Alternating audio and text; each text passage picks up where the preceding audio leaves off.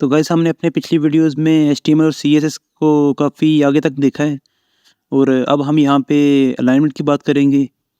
तो उसके लिए चलते हैं हम अपने सबलाइम में और वहाँ पे एक नई फाइल बना लेते हैं और उस फाइल को नाम दे देते हैं क्लास 16.html। तो सबसे पहले मैं इसमें एक बॉयलर प्लेट लगा लेता हूँ और उसी के साथ साथ मैं इसके टाइटल में लिख लेता हूँ अलाइनमेंट।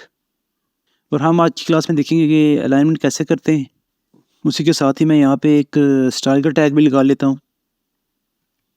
तो उसके बाद चलते हैं हम अपने बॉडी में और वहाँ पे जाके एक डिव लगाते हैं और उसकी क्लास हम कंटेनर सेट कर देते हैं। तो मान लो यहाँ पे मैं अभी एक कोई ग्रोसरी स्टोर बना रहा हूँ और मुझे उसमें डिफरेंट आईडीज़ और क्लासेस की भी ज़रूरत पड़नी है। तो उसके लिए यहाँ पे मैं एक डिव स्टार्ट कर लेता हूँ और उसको एक आईडी दे देता हूँ फ्रूट्स के नाम से और उसकी क्लास सेट कर लेते हैं आइटम। और ऐसा मैंने क्यों किया कि मैंने आईडी फ्रूट्स दिया और क्लास को आइटम असाइन किया। मैंने आईडीज़ को फ्रूट्स इसलिए दिया क्योंकि मैं इसे यूनिकली डिफ़ाइन करना चाहता हूँ और क्लास मैंने इसको आइटम इसलिए दिया क्योंकि मैं अगर क्लास में कोई भी बॉर्डर मार्जिन वगैरह सेट करना चाहता हूँ तो उसके लिए सिंगल टाइम चेंजिंग करने के लिए मैंने इसे क्लास आइटम भी दे दी है। और अगर आप लोगों को ये तमाम चीज़ें नहीं पता क्लासेस क्या हैं आईडीज़ क्या हैं तो ये मेरी प्लेलिस्ट है, जाके आप इसे एक्सेस करें और इसमें जो वीडियोज़ हैं वो देखें ताकि मेरी ये तमाम बातें जो मैं आपको बता रहा हूँ ये आपको समझ में आएँ। और आप चलते हैं अपने सबलाइम में और वहाँ पे जाके एक पैराग्राफ टैग लगा लेते हैं और उसे आईडी दे लेते हैं फ्रूट्स पैरा और उसी के साथ हम इसे एक क्लास भी दे लेते हैं। उसके लिए लिख लेते हैं क्लास पैरा। उसके बाद मैं एक और काम कर लेता हूँ, मैं अपने पैराग्राफ टैग से पहले एक हेडिंग टैग लगा लेता हूँ और उसमें लिख लेता हूँ फ्रूट्स। उसके बाद मैं क्या करता हूँ, हमारी जो डिव थी इसको हमने क्लास आइटम दी हुई थी, उस पूरी डिव को कॉपी करते हैं और इसे 3 बार पेस्ट कर लेते हैं। और इसके बाद सारा कॉपी पेस्ट का कमाल है। तो मान लो हमने यहाँ पे भी 3 बार पेस्ट कर ली है। तो हमारी जो पहली डिव थी वो फ्रूट्स की थी, तो सेकंड डिव को हम कंप्यूटर से लिख लेते हैं और जो हमारा पैराग्राफ टैग था उसमें लिख लेता हूँ कंप्यूटर पैरा। और उसी के साथ साथ मैं यहाँ पे थर्ड में इसे आईडी स्टेशनरी दे लेता हूँ और उसके पैराग्राफ में इसकी आईडी स्टेशनरी पैरा कर लेते हैं।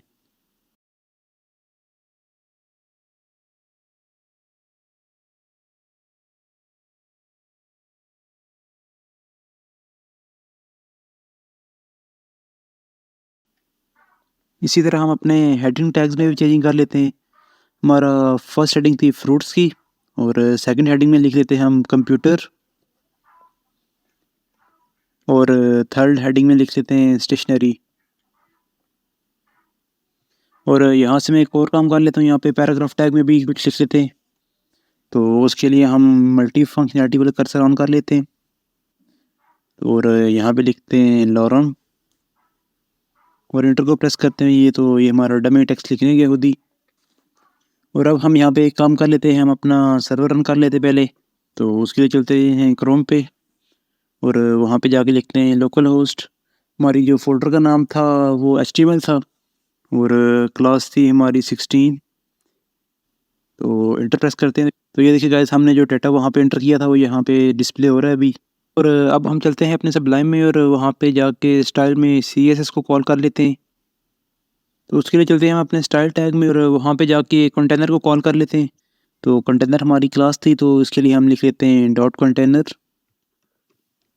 यहाँ पे एक काम मैं और कर लेता हूँ, यहाँ पे मैं स्टार भी लिख लेता हूँ क्योंकि अगर मैं सब आइटम को कुछ भी साइन करना चाह रहा हूँ तो यहाँ पे मैं उसे डिफ़ाइन करूँगा। इसके बाद हम आइटम को भी कॉल कर लेते हैं और उसके लिए लिख लेते हैं डॉट आइटम और इसे बॉर्डर दे लेते हैं 3 पिक्सल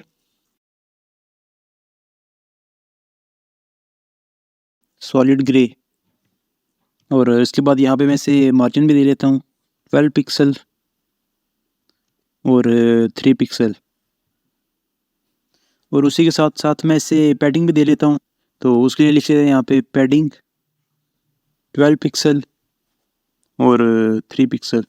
और इसे सेव करके जाके क्रोम में देखते हैं एक बार। तो ये देखिए गाइस अभी इसका यहाँ पे बॉर्डर भी लग चुका है और इसे मार्जिन और पैडिंग भी मिल चुकी है। तो साथ ही साथ मैं आपको ये भी बता देता हूँ कि यहाँ पे जो ये 12 पिक्सल है ये इसका वाई में है और जो 3 पिक्सल है वो इसका एक्स में है। वाई एक्स के बारे में अगर आपको नहीं पता तो ये मेरी लास्ट वीडियो थी, जाके आप उसमें देख सकते हैं। मैंने वहाँ पे सही से डिफाइन किया हुआ है वाई क्या है, एक्स क्या है। तो मैं एक काम और कर लेता हूँ, यहाँ पे मैं इसे बैकग्राउंड भी दे लेता हूँ। तो उसके लिए चलते हैं सबलाइम में और जाके लिख लेते हैं बैकग्राउंड कलर और उसका बैकग्राउंड को हम रेड सेट कर लेते हैं। और उसके बाद मैं चलता हूँ उसके कलर पिकर पे और इसका जो रेड कलर है ये लाइट कर लेते थोड़ा सा, ताकि ये दिखने में कुछ प्यारा लगे। एक बार जाके क्रोम में देख लेते हैं। तो ये देखिए गाइस इसका यहाँ पे अभी कलर शो हो रहा है। तो अब मैं क्या करना चाहता हूँ, मैं चाहता हूँ कि मैं इसकी अलाइनमेंट को सेट करूँ। तो उसके लिए मैं कंटेनर की विड्थ सेट करूँगा। तो मैं कहूँगा कि ये जो कंटेनर पहिया है इसकी विड्थ हो जाए 900 पिक्सल। तो उसकी विड्थ हम 900 पिक्सल सेट कर देंगे और इसे सेव करके जाके क्रोम में एक बार देखते हैं। तो ये देखिए गाइस इसकी अभी यहाँ पे विड्थ 900 पिक्सल सेट हो चुकी है। इसके बाद हम एक और काम कर लेते हैं, हम इसे बॉर्डर भी दे लेते हैं। तो उसके लिए मैं लिख लेता हूँ यहाँ पे बॉर्डर 3 पिक्सल सॉलिड और इसे हम कलर दे लेते हैं पर्पल। तो जाके क्रोम में देखते हैं। तो ये देखिए गाइस यहाँ पे इसको भी बॉर्डर मिल चुका है। बॉर्डर मैंने इसको इसलिए दिया था कि आपको पता चले कि किस तरह से ये काम कर रहा है। तो अब मान लो कि यहाँ पे मैं हमारे जो ये आइटम है इन्हें मैं सेंटर करना चाहता हूँ। ये जो हमारे बॉक्सेस हैं इन तमाम बॉक्सेस को मैं सेंटर में सेट करना चाहता हूँ। तो अगर आपको किसी भी बॉक्स को सेंटर में करना है तो उसके लिए एक प्रॉपर्टी होती है मार्जिन ऑटो के नाम से, तो हम उसे यूज़ कर लेते हैं। तो अगर यहाँ पे मैं कंटेनर को मार्जिन ऑटो कर दूँ और इसे सेव करके जाकर क्रोम में देखते हैं। तो ये देखिए गाइस यहाँ पे इसका जो ये कंटेंट है ये सेंटर में चला गया। तो ये था तरीका इसे सेंटर करने का। और अब हम अलाइनमेंट को दोबारा से देख लेते हैं और आप लोगों को मैं इसमें बताऊंगा कि किस तरह से हम आइटम्स को लेफ़्ट और राइट में फ्लोट करेंगे। तो अब अगर आप किसी भी एलिमेंट को लेफ़्ट से राइट या फिर राइट से लेफ़्ट में लाना चाहते हैं तो उसके लिए आप क्या करेंगे, तो मैं आपको बताता हूँ। तो चलते हैं हम अपने वेब पेज पे और वहाँ पे मैं आपको जाके समझाता हूँ। तो ये देखिए गाइस हमारे पास यहाँ पे बहुत से बॉक्सेस हैं। जैसे हमारा फर्स्ट बॉक्स था फ्रूट्स का, सेकंड था कंप्यूटर का और थर्ड था हमारा स्टेशनरी का। तो अब यहाँ पे मैं करूँगा क्या, हम चलते हैं अपने सबलाइम में और वहाँ पे जाके हम फ्रूट्स को टारगेट करते हैं आईडी से। तो उसके लिए लिख लेते हैं हैश फ्रूट और फ्रूट को करने के बाद मैं कंप्यूटर और स्टेशनरी को भी कॉल कर लेता हूँ। तो उसके लिए यहाँ पे लिख लेता हूँ हैश कंप्यूटर्स और उसके साथ ही साथ यहाँ पे मैं स्टेशनरी को भी कॉल कर लेता हूँ। तो उसके लिए लिख लेते हैं स्टेशनरी।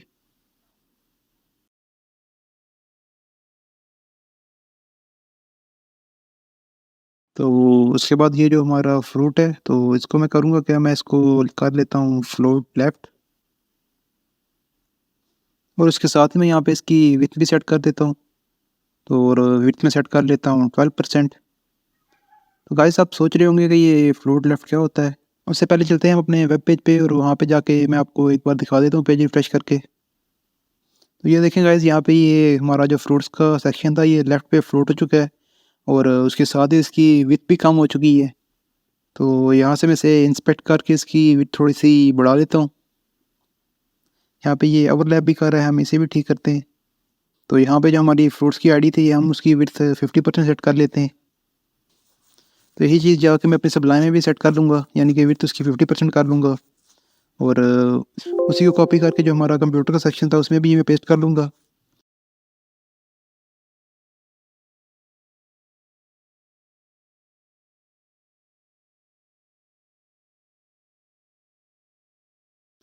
तो एक बार इसे सेव करके जाके क्रोम में देख लेते हैं। नए काम को तो जो हमने फ्लोट लेफ्ट किया था और जो विड्थ सेट की थी 50% वो थर्ड में भी जा कॉपी करके पेस्ट कर लेते हैं और क्रोम में जाके देखते हैं। तो ये देखिए गाइस यहाँ पे ये अभी तीनों हमारे जो सेक्शन थे वो लेफ़्ट की तरफ शो हो रहे हैं। तो उसके साथ ही मैं आपको एक और बात भी बता दूँ कि जब मैं इसको फ्लोट लेफ़्ट करता हूँ तो तब यहाँ पे होगा क्या, ये जो मेरे फ्रूट्स और कंप्यूटर का सेक्शन है ये साइड बाय साइड आना चाहिए। क्योंकि 50 और 50 तो 100 होता है और इन दोनों को एक ही रो में आ जाना चाहिए, मगर ये ऐसा हो नहीं रहा। तो मैंने आपको पहले भी एक प्रॉपर्टी बताई थी बॉक्स साइजिंग के नाम से, और हम सबलाइन में जाके उसे कॉल करते हैं, फिर देखते हैं। और उसके लिए चलते हैं अपने सबलाइन में और वहाँ पे जाके लिख लेते हैं बॉक्स साइजिंग बॉर्डर बॉक्स, और उसी के साथ यहाँ पे मैं विड्थ को भी चेंज कर लेता हूँ और लिख लेता हूँ 48%, 48%, और थर्ड में भी कर लेते हैं 48%, और इसे सेव करके जाके क्रोम में देखते हैं। तो ये देखिए गाइस, हमारे यहाँ पे जो ये बॉक्सेस थे ये साइड बाय साइड आ रहे हैं अभी, क्योंकि मैंने इनकी फ्लोट को भी लेफ़्ट किया हुआ है। जैसे ही मैंने इसे फ्लोट लेफ़्ट किया था तो ये देखें गाइस, यहाँ पे ये कोलैप्स हो चुका है। ये पेरेंट के अंदर नहीं है, ये बस ऐसे ही पेज के ऊपर फ्लोट कर रहा है। अब मैं आपको एक चीज़ दिखाता हूँ। यहाँ पे ये जो स्टेशनरी है इसकी विड्थ को मैं चेंज करता हूँ, तो उसकी विड्थ मैं चेंज करके 100% कर देता हूँ और इसे सेव करते हैं और क्रोम पे जाके देखते हैं। तो ये देखिए गाइस, हमारा यहाँ पे जो ये स्टेशनरी का सेक्शन था उसकी विड्थ 100% हो चुकी है। अब मैं क्या करूँगा, यहाँ पे मैं फ्रूट्स और कंप्यूटर्स में और टेक्स्ट ऐड कर लेता हूँ, और उसके लिए चलते हैं हम सबलाइन में और वहाँ पे लिखते हैं लॉरम और इंटर को प्रेस करते हैं, और कंप्यूटर में भी जाके लिखते हैं लॉरम और इंटर को प्रेस करते हैं, और उसके साथ ही यहाँ पे जो ये स्टेशनरी है यहाँ से मैं फ्लोट लेफ्ट को कमेंट आउट कर देता हूँ और क्रोम में जाके देखते हैं। तो देखें यहाँ पे अब क्या हुआ, यहाँ पे ये अब ओवरलैपिंग आ गई है। मैंने यहाँ पे जो ये फ्रूट्स का डिप बनाई थी तो इसे मैंने फ्लोट लेफ्ट किया हुआ है, कंप्यूटर को भी मैंने फ्लोट लेफ्ट किया हुआ था। और अब मैं यहाँ पे आपको बताऊँ कि ये हमारा जो ये स्टेशनरी है ये एक नॉर्मल एलिमेंट है, और जिस वजह से ये यहाँ पे ओवरलैप कर रहा है। तो मैं इस चीज़ को फिक्स करने के लिए क्या करूँगा, तो इसके लिए मैं अपने वेब पेज को इंस्पेक्ट कर लेता हूँ। तो ये देखें गाइस, यहाँ पे अभी हमारी 3 डिव्स आ रही हैं, तो मैं इन 3 डिव्स को एक-एक करके ले लेता हूँ। तो ये देखें गाइस, यहाँ पे हमारी जो ये पहली डिव है ये यहाँ पे फ्लोट कर रही है, और दूसरी डिव ये है कंप्यूटर, ये भी फ्लोट कर रही है, और थर्ड डिव थी हमारी स्टेशनरी की, इसको हमारा फ्रूट्स का सेक्शन और कंप्यूटर का सेक्शन है ओवरलैप कर बैठा है। इसको ठीक करने के लिए हमारे पास एक प्रॉपर्टी होती है क्लियर, उसके लिए हम इस प्रॉपर्टी को अप्लाई कर लेते हैं।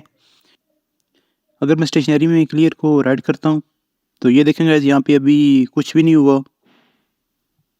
और अगर मैं इसको क्लियर लेफ़्ट करूँ तो ये देखेंगे गाइस, यहाँ पे ये अभी ठीक हो चुका है। अब ये क्या कहानी है, क्लियर राइट करने से तो ठीक हुआ नहीं है, क्लियर लेफ़्ट करने से ठीक हो गया है। मैं आप लोगों को इसका मतलब बताता हूँ। जैसे ही मैं लिखता हूँ क्लियर लेफ़्ट, तो यहाँ पे मेरे कहने का मतलब ये है कि जो भी फ्लोट लेफ़्ट है उसे डिस्टर्ब नहीं करना। अगर मैं स्टेशनरी में लगा देता हूँ क्लियर लेफ़्ट, तो जो हमारा फ्रूट का सेक्शन था मैं उससे बता रहा हूँ कि मेरे ऊपर ना हो, तो इस तरह हमारा स्टेशनरी का सेक्शन है जो वो नीचे आ जाता है थोड़ा सा। और चलता हूँ अपनी सबलाइन में और जाके वहाँ पे मैं स्टेशनरी में क्लियर को लेफ़्ट कर देता हूँ, और जाके क्रोम में देखते हैं तो यहाँ पे ये जो हमारा स्टेशनरी का सेक्शन है ये कह रहा है कि कोई भी लेफ़्ट एलिमेंट अलाउड नहीं है यहाँ पे। अब मैं क्या करता हूँ, चलते हैं हम सबलाइन में और वहाँ पे जाके हम जो हमारा कंप्यूटर का सेक्शन था उसे हम फ्लोट राइट कर लेते हैं और इसे सेव करके चलते हैं हम अपने क्रोम में और वहाँ पे जाके पेज को रिफ़्रेश करते हैं।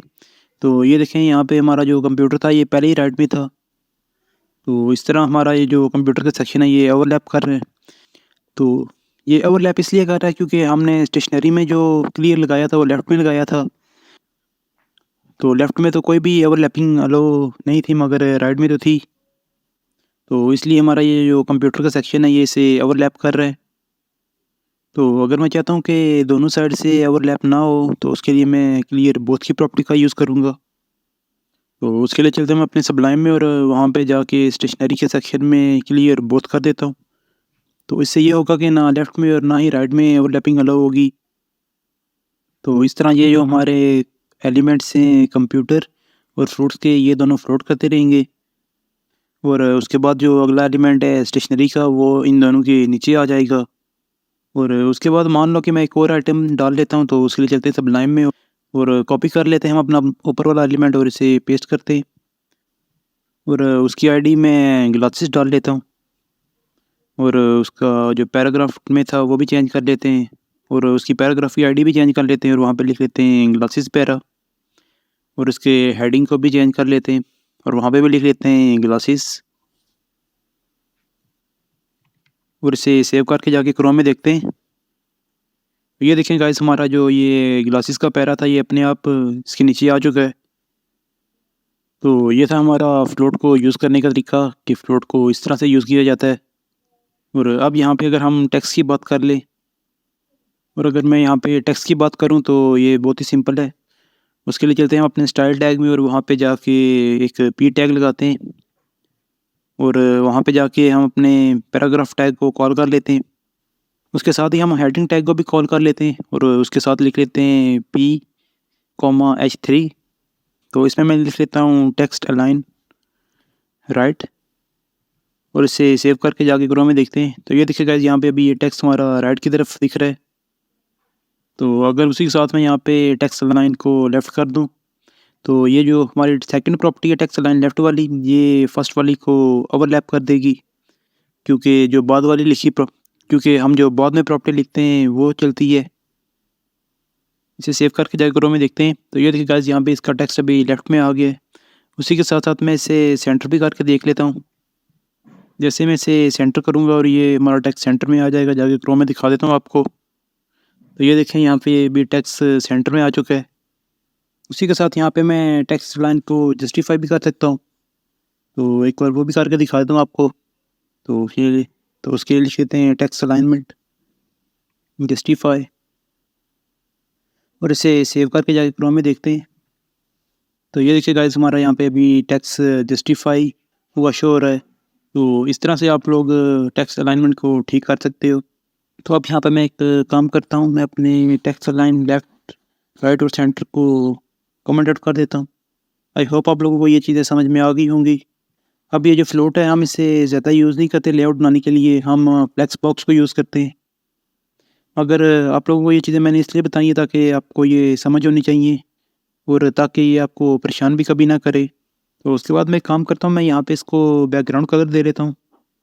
हमारा जो कंटेनर का बॉक्स है उसे बैकग्राउंड कलर दे लेते हैं, कोई लाइट सा कलर देख लेते हैं और वो कलर दे लेते हैं हम सैल्मन SALMON और इसे सेव करके जाकर क्रोम में देख लेते हैं। तो ये देखिएगा यहाँ पे इसका भी बैकग्राउंड भी आ रहा है। तो ये काफ़ी अच्छी सी वेबसाइट बन गई है एक। और मैं एक काम करता हूँ, मैं इसे H1 का टैग दे लेता हूँ स्टार्ट में इसके और उसमें लिख लेता हूँ वेलकम टू माई स्टोर। मगर इसका बैकग्राउंड कलर नहीं आ रहा, तो एक काम करते हैं, इसे हम कंटेनर के अंदर ले लेते हैं। वो अब जाके क्रोम में देखते हैं। तो ये देखिए यहाँ पे अभी ये वेलकम टू माई स्टोर लिखा हुआ आगे। उसके साथ ही मैं एक काम कर लेता हूँ, इसे इंस्पेक्ट कर लेते हैं और इसे मैं मार्जिन कर लेता हूँ इसका ऑटो। मगर ये काम नहीं कर रही क्योंकि मैंने इसे कोई भी विड्थ नहीं दी, तो मैं इसे विड्थ भी दे लेता हूँ और इसकी मैं विड्थ सेट कर लेता हूँ 455 पिक्सल। और ये अब यहाँ पे सेंटर में आ गया है। और अब यहाँ पे मैं क्या करूँगा, ये दोनों प्रॉपर्टीज़ की मैं कॉपी करूँगा और अपने सबलाइन में जाके पेस्ट कर लूँगा। और अब जाके क्रोम में देख लेते हैं। तो यहाँ पे ये एक बहुत ही अच्छी सी स्टोर वेबसाइट बन चुकी है। अब हम अपनी आने वाली वीडियोस में और भी अच्छे लेआउट देखेंगे, अपनी अच्छी वेबसाइट डिज़ाइन करेंगे। और उसी के साथ साथ अगर आप लोगों ने मेरी वीडियोस को लाइक नहीं किया तो इन्हें लाइक कर लें। और उसके साथ ही अगर आप लोगों ने मेरी ये प्लेलिस्ट एक्सेस नहीं की हो तो इसे एक्सेस करें और इसे बुकमार्क करके सेव कर लें। तो आई होप आप लोगों को ये मेरी बातें समझ में आ रही होंगी। तो thank you so much guys for watching this video.